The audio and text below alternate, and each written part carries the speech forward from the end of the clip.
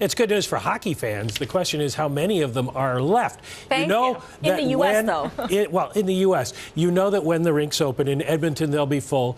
The Madison Square Garden crowd will come out, but will people show up in Phoenix? Will they show up in Tampa? Will they, show up in a lot of places where they have alternatives to hockey? Isn't the heart and soul of this, there's too many teams that the southern warm weather expansion's been a failure? It does seem that's the case. There are a few markets where it's worked. There are a lot of markets where it hasn't worked. That drags down a league that is unable to generate the kind of television revenue that other leagues can.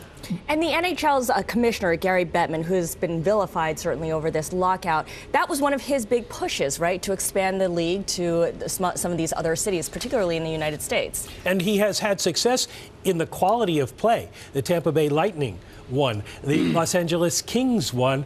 The Anaheim Ducks won the Stanley Cup. And yet it hasn't translated into broad-based support for television contracts that pay the kind of money. But they did have some momentum going into this lockout with NBC Sports Network and Mike Milbury and the others.